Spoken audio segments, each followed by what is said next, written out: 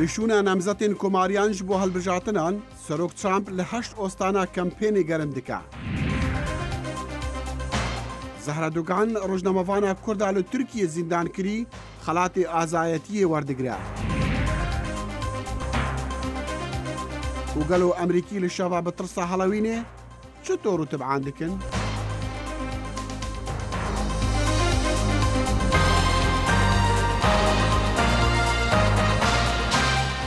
سلام و ریز و هیوین دما خوش دگال کرد کنکشن جدنگی امریکا لواشنطن.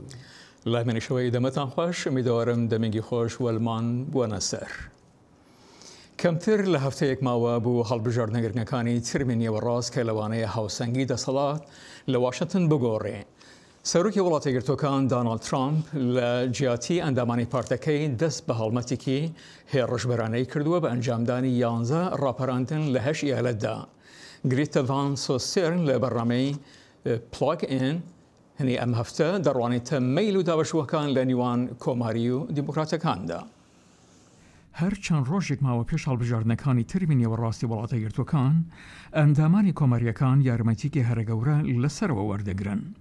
سەرۆکی وڵاتە یەکگرتووەکان لە دواترین خۆلەکاندا بۆ پشتگیری لە کاندیدە سەرکیەکانی کۆماریەکان لە کێبەرگەکانی سەرکی سناتدا دەست بە هەڵمەتەکانی دەکات.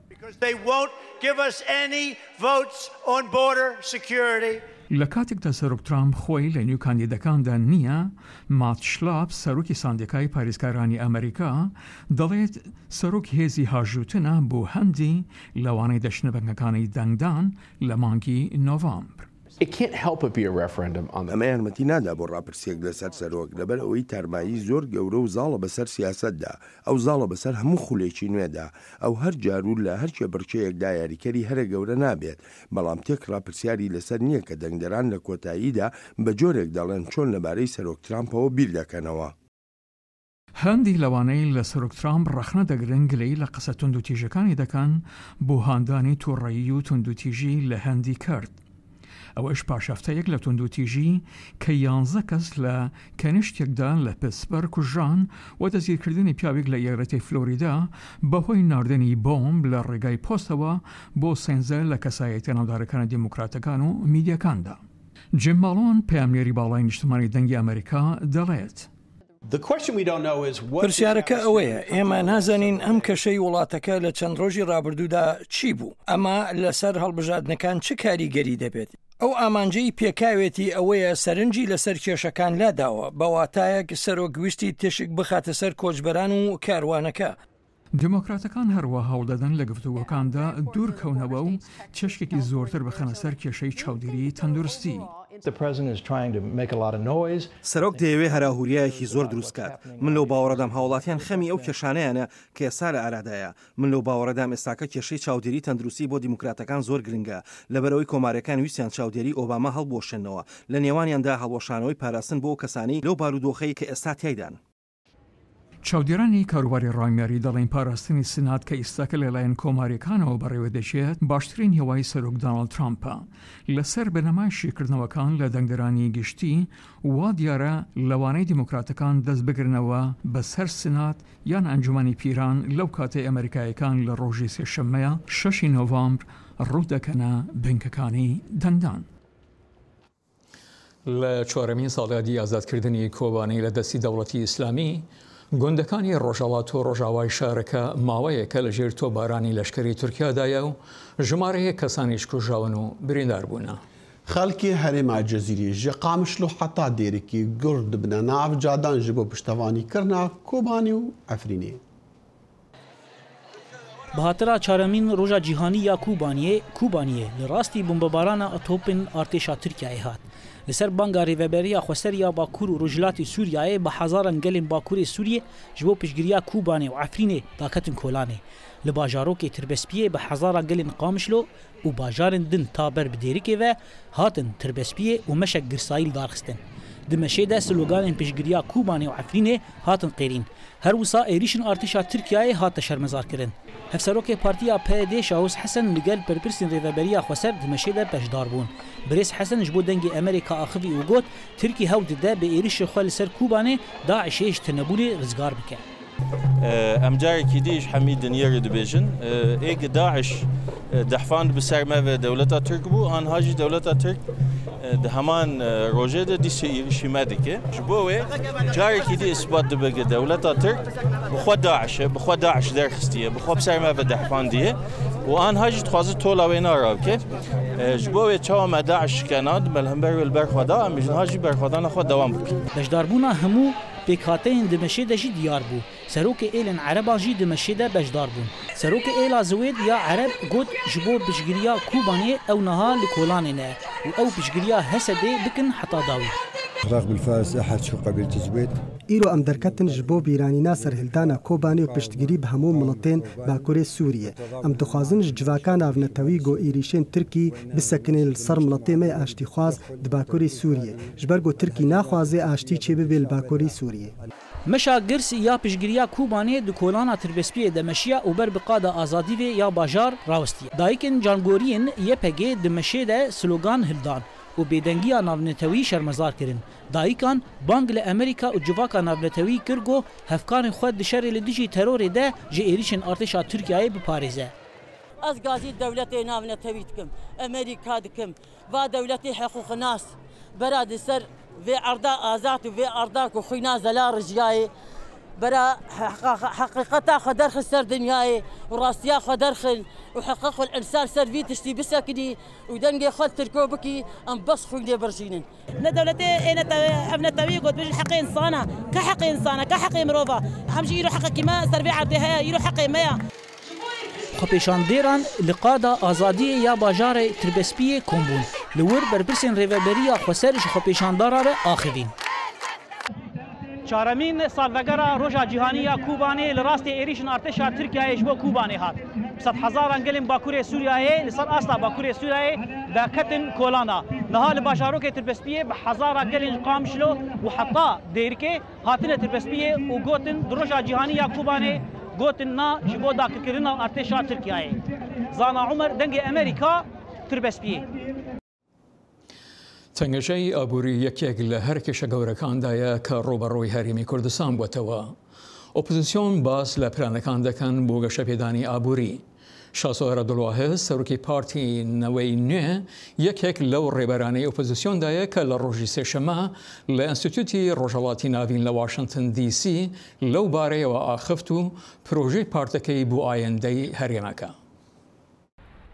لەو دیوی مشتومڕە سیاسیەکان یەک لە کێشە سەرەکیەکانی هەرێمی کوردستانی عێراق گرفتی ئابووریە و نیگەرانی دانیشتوانی ئەو هەرێمە سەبارەت بە بژێوی ژیان. ڕخنەگران دەڵێن بە پێی ئەو سەرچاوە ئابووریانی لە بەردەست دەسەڵاتدارانی هەرێمی کوردستاندایە ئەوان بە پرسیاری سەرەکی قەیرانی ئابووری هەنووکەی ئەو هەرێمن. لە هەڵبژاردنەکانی خولی نوێی پارلمانی کوردستان یەک لە بابەتە گرنگەکان بابەتی ئابووری بوو، بەڵام دیار نییە لایەنەکانی براوەی هەڵبژاردن چەند دەتوان بۆ چاکسازی لە بواری ئابووریدا سەرکەوتوو بن. شاسوەر عەبدولواحید سەرۆکی جوڵانەوەی نەوەی نوێ کە بۆ هەندێک چاوپێکەوتن هاتە بۆ واشنگتۆن و ڕۆژی سێشەمە ئەمحەوتە لە کۆبوونەوەیەک لە ئەنستیتۆی ڕۆژهەڵاتی ناوەڕاست ئامادە بوو یەک لەو ڕخنەگرانەیە کە تشکی خسۆتە سەرگرفتە ئابووریەکان و سیاسیەکان لە هەرێمی کوردستان. دەسەڵات نەوت دەفرۆشێت هەندێک لە پارەکەی هەڵدەگرن بۆ خۆیان و باقیەکەی وەک موسەی فەرمانبەران بەکاردێنن. ئەوان هیچ زوڕانی نیچان بۆ ئایندە نییە، هیچ ڕوانی نیچان بۆ جێبەجێکردنی پرۆژەکانی استراتیژیکی نییە، هیچ ڕوانی نیچان بۆ بێزکردنی کەرتی تایبەت نییە. بەڵام لە کاتێکدا هەموو سیاسەتوانان و حزبەکان دەیانەوێت گۆڕانکاری بێنە ئاراوە چه هەنگاوگەلێک پێویستە بۆ ئەوەی چاکسازی ئابووری بە ئەنجام بگات. بەرەنگاربوونەوەی گەندەڵی بە سیستمی دادوەری و هەروەها هەبوونی پارلەمانێکی بەهێز و هەڵبژارنێکی ئازاد و ڕەوا سێ مەردی سەرەکی دروستکردنی ئابوورێکی بەهێز لە کوردستانن. بەپێی ئابووریناسان لە سیستمێکی ئابووریدا کە نەوت سەرچاوی داهاتی دەسەڵات و بەڕێوەبردننی وڵاتە، دەسەڵات پێویستی بە خەڵکی نامێنێت و ڕەنگە بەرامبەر بە هاوڵاتیان خۆی بە پرسیار نەزانێت. پرسیار ئەوەیە لە سیستمێکی ئاوادا چۆن دەکرێت داهاتی نەوت ببێتە سەرچاوی گۆڕانکاری و پێشکەوتووی ئابووری. نابێت پارەی نەوت وەک دانی موچە بە خەڵک بەکاربهێنرێت، دەبێت ئەو پارەیە بەکاربهێنرێت بۆ بەشی کشت و کاڵ، بەشی پێشەسازی، بەشی گشتیاری و بەرهەمهێنانی هەلیکار و بەنجامگەاندنی پرۆژەکانی استراتیژی. بەڵام بۆچی ئەو حیزبانی ئێستا دەسەڵاتداری هەرێمی کوردستانن ئەو چاکسازیانە جێبەجێ ناکەن؟ ئەگەر دەسەڵاتی ئێستای هەرمی کوردستان چاکسازی بکات دەڕوخێت چونکە هەموو سیستمەکە بە پێ وەفاداری بە حیزبەکانی سیاسی دامەزراوە. ئێمە هیوادارین ئەم چاکسازیە لە داهاتوودا هەنگاو بە ئەنجام بگەێنین. شاسوار عەبدولواحد دەڵێت ئەوان هەوڵ دەدەن ئەم گۆڕانکاریانە لە هەرێمی کوردستان بێنە ئاراوە، هەروەک لایەنەکانی تریش بانگەشەی چاکسازی دەکەن. بەڵام لە کاتێکدا هەندێک لە گرفتەکان بەسراوەتەوە بە کولتوری سیاسی، پێکاتی کۆمەڵایەتی و تەنانەت هەڵکەوتنی جوگرافیایی. دیار نییە ئەم حزبانە چەند بەکردەوە دەتوانن لە کوردخایەندا لەم بارەوە سەرکەوتوو بن. شاد عەلەوی، دەنگی ئەمریکا. ڕۆژنەمەوانە کورتکو لە ترکیە زیندان کریە خەڵاتێ وێرەکی دکارێ ڕۆژنەمەوانیەدا ji binyadê nefneteweyî mîdya jiran wergirt. Dih rojnamavân û nîgarkêş Zehra Dogan hat xelatkirin bi xelatê azayetî û bi cergiyê navendê cîhaniyê mîdyaya jilaniyê 2018 rê û rismên vî xelatî lê Muzexana Newsem li Washington hat gêran û rojnamavan Ozlem Yasak hevala Zehrayê li şûnavê xelat wergirt. Digel çendîn rojnamavan û nivîskaran Zehra Dogan ji parwere li Tirkiye hatî zîndankirin ji ber karê wê yê rojnamegeriyê û karên hunerî yên taybet bê wêrankirina bajarê Nisîbînê ji aliyê hêzên dewletê ve. û profesorê Kurd taybetmendê zanistîn siyasî li Zankoya Florida Atlantic Dr. Mehmet Gurzes pertûkek weşandiye bi navê karîgeriya siyasî û civakiya doza Kurdan li Tirkiyê. Me hez kir ji Dr. Mehmet bizanin ka çawa Kurd wê bikaribin cih bikirin de demokratîzekirina Tirkiye û welatên diyên Rojhilata navîn de. Lêberî wê me jê xwest ji me re bêje ka ev şerê Kurdan bi çi arasteyê diçe. Bi rastî ew di destê dewleta Tirk da ye. Ev şer zêdeyî 30 sal e berdewam e. Şerekî ku 30 sal berdewam bike îmkana wî ya bikede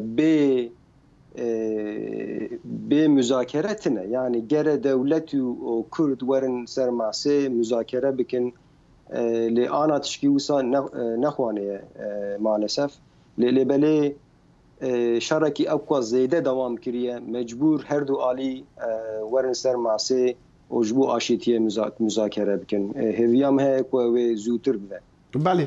Dr. Mehmet herçend tu behsê mesela müzakerê dikî di nêvera Kurdan û dewleta Tirkiya da lê hêşta şer heye. Pirsyara me ew Kurd wê çawa bikaribin xwe li ber pêşketina teknolojiya çekan ya dewleta Tirkiya bigirin ku tu dizanî Tirkiya beşekî NATO ye. Belê. Tirkiye bi rastî weka ku te dewletka Kurd e. Dewletka NATO ye û alîkariya pirê dewletê derwa jî jê heye. Yani ji ber wî ji berê da jî Kurd li gora dewletê zeîftir bûne. Lêbelê xurtbûn û zeîfbûn bi pere û bi sîlaha tenê nabe. Gere dewlet Kurda qezenç bike. Gere dewlet yani Kurdê em bêjin 15-20 milyon Kurd li Tirkiye hene. Evan Kurda heta nebêjin ew dewleta me ye jî ev vî şerî nakede. Ja ji ber wî çika dewlet Kurd be jî ev 30 sale ev şer dewam dike. Ev 30 sale însan tê kuştin. 30 sale însan ji gundê xwe gundê wan hatine şewitandin. Ji ber wî yani çika jî dewlet Kurd be xurtbûna dewletê bi sîlah û bi kuştinê tenê nebe gere. Xurtbûna dewletê gere bi siyasetê be gere bi demokrasiyê be. Belê. Başa Dr. çawa Kurd wê bikaribin beşdarî proseyê demokrasî û pêkînana ewlehiyê bibin. Çi di Tirkiye da çi li welatên diyên Rojhilata navîn. Kêmasiyê Kurda jî pirin. Yani Kurd nezanin, Kurd bêkesin, Kurd feqîrin. Lê em pir tiştê ku ez dixwazim bêjim di dîplomasiyê da Kurdê me kêmasiya Kurdê me pir e. Ji ber wî di alî dîplomasî û di alî demokrasiyê da gerek Kurd zêde bişixulin. Ji alî din da Kurd mêrin, Kurd jêhatîne, Kurd şervanin û 30 sale, 40 sale, 100 sale şer dikin. Lê bi şer tenê ev îş naçe serî bi dîplomasî û demokrasiyê استخمينا خود بيجم كماسية مدوان ردا پر هنا دكتور محمد كرد أردوغان خطابات دكين ودولة تري خطابات كم بشتواني كرنا تيروري سياسة أردوغان وحتى چندي و اگر هندي بن کو باورن راديكال لهريم خرد بكن مرف براستين كاره بتشكي سورتن تشكي كسين بيجا جبركو پرتشت گوهرينه جبركو دناوا تركيا داجي او دناوا جيدن داجي پرتشت جناب 10 سالا دا پرتشت گوهريه جبركو و گوهردنه tabii hükümeta Türkiye ana destek edildi enki gruba liciyedin fakat sibe dispa ev destekan belki bikade ijajberwi brasti merv nizana tişki bejele tişki tişte ku em karın bejin ihtiyaca dünyayı ihtiyaca devleti mazın bi kurdara ligora 15-20 sal beri ana zedettire jber ku jxeyni kurda kes namaya bi van cihatçiya ra şer bike İcajberwi استخمينا خود بيجم كو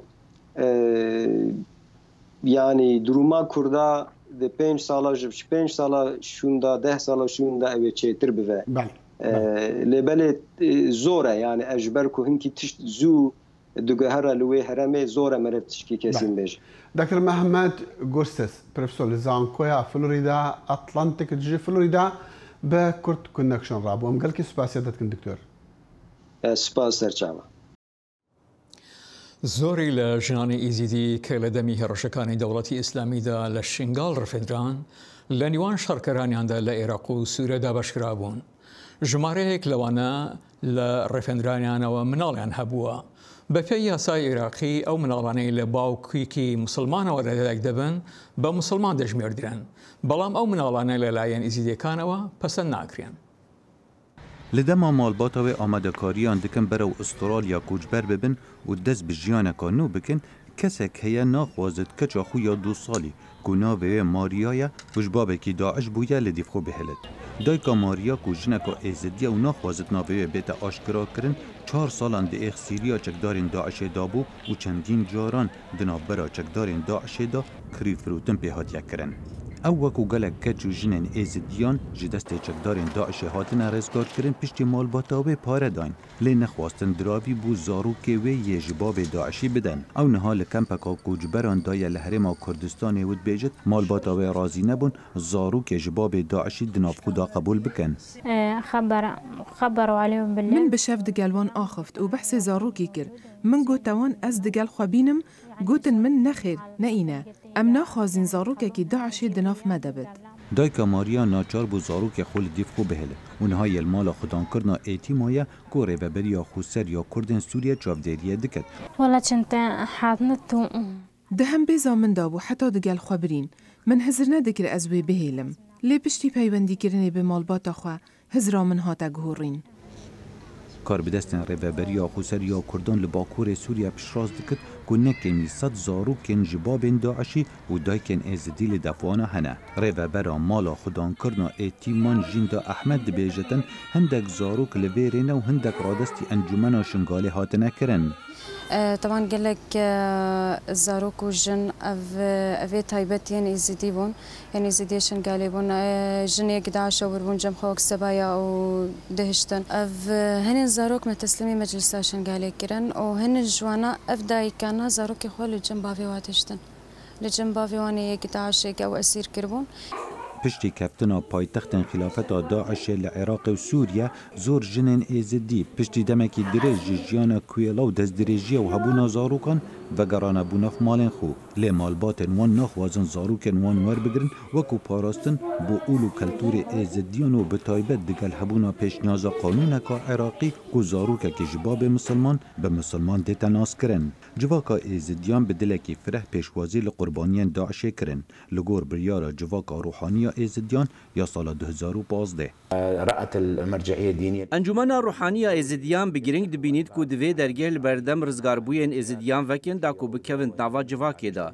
Ji ber hindê di beyannama xwe da sengî xiste ser piştgirîkirina wan. Ji ber ku yapserê wan hatî zordarî bû. دگەل پێشوازیە گەرم لە گرتیان داعشێ لێ وەرگرتنا زاروکان زەحمەتە و ڕەنگە بابێ وان زاروکان بەشداری di کۆمکوژیên êzidiyan dakiribin.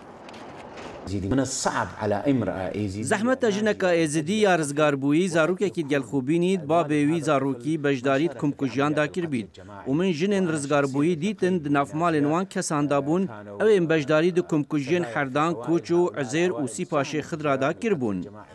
êzidiyên şingalê niha baweriye bi erebên misilman nakin û wana bi hevsûziyê digel çekdarên Daişê gunehbar dikin. Her wesa dibêjin hikûmeta navendî jî çi nekir bo rêzgarkirina êzidiyan û heta niha 3000 êzidî hin dane yan jî hêşta di destê çekdarên Daişê dane. Xalid Fettah, Dengê Amerîka. ام وگرین امریکا و هالوین تورکی کفناری امریکایا لداویا چریا پیشین تنکرن افشف دلیویا خلق ترسا خو بشکینا و مرین خوجی لبیرا خبینا خلق باجار نیویورک وکا گلک باجار دی شفک تایبت در باز دکن او جاده مال و بازار خو بوینا و دمام کن بترس دخملینن لناوند بنافو دنگی نیویورک منهاتن خلق به دمامک جلین مریان و رشن شوان کندری میرانی و هر تشتی بترس و بالسهم در تکون ناف کولانان. و شوی هالوین که زورتر لشوی براتی لای خومان دچید کل کردستان باوا لأمریکا سالانه لسیویکی مانگی ده بڕێوە دەچێت و لە ژیاتی ئاوکردنە سەر خەڵکەکە بەو شوەیەکە لە کوردستان باوە لێرە شیرینی و نقڵنەوات بە مناڵان دەدەن و لە گەورا و بچووک و بگرە جلی جورا و جۆر لەبەر دەکەن و لە کۆتایی 1800شەوە کۆلەکە شکاندنیش بۆتە بەشێک لەم جەژنە کە لە مدیەدا دەبینی. لە ئەمریکا هەر کات ماڵەکان ڕازێنرانەوە بە کوولەکە شیرینە و دەموچاوی ترسناک ئەوە بزانە بۆنەی هاڵۆینە. ئەم دیشەکان کۆتاڕۆژی مانجی ئۆکتۆبەر وەک نەریتێک بەو جەژنە بەڕێەکەن. خەڵکی زۆر لەو ناوچەیە بۆنەی هەڵەوین بەڕێوە دەبن. ڕۆژێکی خۆشیە بە تایبەتی بۆ منداڵان کە جلوبەرگی جیاواز لەبەر دەکەن. دەچین بۆ شیرینی کۆکردنەوە و کەشێکی خێزانیشە. خەڵک حەز دەکات کە کوولەکە شیرینەی هەبێت. زۆر لەوەمان هەبوو بە دیزاینی جیاواز. ئەوەش بۆ ڕازانەوەی شوێنەکانیان بەڵام زۆرترین کوولەکەمان فرۆشتووە. هەڵۆین لە بنەڕەتدا دەگەڕێتەوە بۆ کریستیانەکانی ئێرلەندا لای ئەوان جەژنی پیاوە ئاینیەکانە. لە بۆنەکەشدا جلوبەرجی ترسناک دەپۆشن بە هۆکاری ئەوەی تا ڕۆحە شەڕانگێزەکان لەو شەوەدا ئەو کەسانە نەناسنەوە. هەڵۆین یەکێکە لەو بۆنانەی بۆ منداڵەکان جیاوازە. گەڕان لە شەودا و لە دەرگادانی ماڵەکان تورەکەکانی دەستیان پڕە بێ لە شیرینی. جلوبەرجیش لەو شەوەدا جیاوازە و ئەو دەم و چاوە ترسناکانەش کە دەبینن منداڵەکان دەزانن گاڵتی نەیە.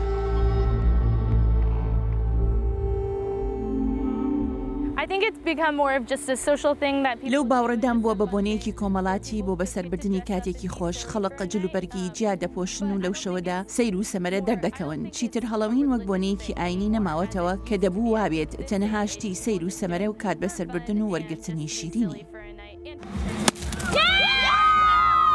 ئەم کۆمەڵە گەنجە خوێنکاری دواقۆناغی ئامادەین لە شاری پێنلێرد لە خواری ڤێرجینیا جیاوازتر بۆنەی هەڵۆین بەڕێ دەکەن.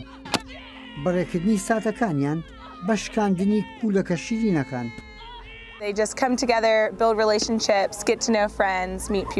دێن پێکەوە پەیوەندی دروست دەکەن و دەبن هاوڕێ وە کەسی تازە دەناسن. ئەم شەوی هاڵوینە کولەکەکان پان دەکەنەوە ئەو کارە بۆ خۆشی دەکەن. لە کاتی تردا ئەو کارە ناکەن. ویستومانە وەک نەریتێکی کۆن بۆنەکە جێبەجێ بکەین. هەڵۆین بۆنەیەکی کریستیانەکانە. بەڵام لە ئەمریکا بۆنەکانیش تێکەڵ بە شوناسەکانی تر بوون. بەلای منداڵەکانەوە هەڵۆین بەهی خۆیانی دەزانن. یحیا بەرزنجی دەنگی ئەمریکا شاری هارسنبێرگ خواروی ڤێرجینیا. و لە باژارە سلێمانیەژی هەنە خۆرتان فستیڤالە زامبی ڕێخستن داهان جوان خۆرتان بە ڕەنگ و دەرمانەن سەر و چاوێن خواوە کە کارکتەرن زامبی بخوین و بریندارکردنە. بەڵێ دەخیل بە پێی دەرهێنەری فستیڤالەکە ئەمە یەکەمین جارە لە ڕۆژهەڵاتی ناوەڕاست فستیڤالی زامبی بەڕێوە دەچێت کە یاری زیندوتیایە و خەڵک دەچنە ژوورەوە و ڕۆبەڕووی زامبیەکان دەبنەوە. بە بینەرانمان هۆشداری دەین کە لەم ڤیدیۆدا هەندی دیمەنی ترسناک هەیە. بە بۆنەی ڕۆژی هەڵەوین و لە شاری سلێمانی کۆمەڵێک گەنج فستیڤاڵی زۆمبیان ئەنجامدا کە خۆی لە یاریەکی ترسناک ئەبینیەوە و سەدان کەس ئامادەی یاریەکە بوون. ئەو کەسانی کە بەشدار ئەبن داخلی بینایەکە بن کە دوو بینایە 6 قاتە. ئەو 6 قاتە نزیکی 3 بۆ 4 دۆنمە دیکۆرێکی تایبەتی هەیە، ژووری ترسناک، ژووری تاریکی لێیە. کاتێک کە داخلی یاریەکە ئەبن ئەو کەسانە چەکی لێیە، چەکی ئاویە ڕەنگی تێکراوە لەگەڵ لایت و جانتا و پێداویستیەکانی ئەو پێداویستانی کە لە یاری ئەلکترۆنەکانە هەیە. ئێمە ئامادەمان کردو بەڵام شاردراوەتەوە لەگەڵ کۆمەڵێک کۆد ئەو کۆدانە هەر کۆدەی ئی خەڵاتێکە سەدان خەڵاتماندانەوە بۆ کەسانی کە بەشداری ئەکەن. هەر کەسێک کۆدی دۆزیەوە و بە سەلامەتی دەرچواتە دەستی زۆمبی بەرنەکەوت، چونکە ئەگەر هەر خەڵاتێک دۆزێتەوە دەستی زۆمبی بەرکەوێ ئەبێ خەڵاتەکان دابنێتەوە. سەرەتای چالاکیەکە بە ڕەنگکردنی دەموچا و سەروسیمای دەیان کەس وەکو زۆمبی دەستی پێکرد کە بەشێک بوون لە نمایشەکە. لە یوتیوب فکرە وەرەگرین زیاد و کەمیەکەین هەنێکیشی خۆم تابعکەم سەری فیلمی بوون فیلمی واڵکینگ دێد ئەوە زیاتر زۆمبیەکان شیم بوونەوە و جێگای لێیانەوە شتانیان لێ دیارە زیاترەوەی چکە ئەوان خۆیان خەڵکە کوژن خەڵک نایان کوژبووی زیاتر جلوشتیان پیسە و هەر کەسێک و شخصێتێکم بۆ بژاردە بووم ئێستا شخصی دکتۆرێکم پێیاوە هەموو جۆرە شخصێتێکمان هەیە لەم پرۆژەیە. چالاکیەکە لەلایەن گەنجانەوە بە گەرمی پێشوازی لێکرا و بۆ ڕوبەڕووبوونەوەی زۆمبیەکان و بردنەوەی خەڵاتەکان بەناو ژوورە تاریک و ترسناکەکانی باڵەخانەکە لە گەڕاندا بوون. ئەو کارکتەرانی کە بەکار هاتووە 50 بۆ 60 کارکتەرە کە ڕۆڵی زۆمبی و چەند کارکتەرێکی ترسناکی کەیان هەیە. وەو کەسانی کە بەشدار بوون هەتا ئێستا نزیکی 700 بۆ 800 کەس بەشدار بووە. ئێستاش خەڵک بەردەوامیەت بۆ بەشداریکردن، بەڵام ئێمە حەدێکی تایبەتمان داناوە لەوە زیاتر ناتوانین تێپەڕین. ئەو گەنجانەشی سەروسیمەی خۆیان وەکو زۆمبی لێ کردبوو زۆر دڵخۆش بوون بە ئەنجامدانی چالاکیەکی لەم شێوەیە و باسی یاریەکەیان کرد. ئێمەش یاریێکمان ڕێخستووە بە ڕۆژی زۆمبی، ئێمە کردمانە بە زۆمبی زۆن. یاریێکە ڕوبەڕووبوونەوە لەگەڵ زۆمبیەکانەیە کە خەڵات و دیاریە بێتەوە لە براوەی یاریەکەیە. مەیش هاتوون بەشدارم وەکو زۆمبیەک کە کارکتەرێکی ترسناکمە بێت. خەڵک چێکی لێبینێ لە ڕۆڵێکی ترسناکە. خەڵکیێکی زۆر بەشداریەکەن و بلیتیان بڕیوە و چاوەڕێن بە جۆش و خرۆشەوە بێن بۆ سەیری یاریەکە و بە تایبەتی و کەسانی کە زیاتر حەزیان لە ڤیدیۆ گەیمنیەکانە و ئەوانەی کە حەزیان لە ترسناکی و فلیمی ترسناک و ئەو شتانەیە. بە پێی وتی ڕێکخەرانی چالاکیەکە ئەمە یەکەم جارە لە ڕۆژهەڵاتی ناوەڕاستدا فستیڤاڵی زۆمبی بەم شێوەیە ئەنجام بدرێت و چالاکی ئەمان نەک تەنها نمایشی زۆمبیە بەڵکو یاریکردنە و هاوڵاتیان ئەتوانن بەشداری تێدا بکەن و ڕوبەڕووی زۆمبیەکان ببنەوە. ڕێباز مەجید، دەنگی ئەمریکا، سلێمانی. وەتە بەڕنامەی ئایندەمان هەر شاد و سەرفراز بن. خدا حافظ.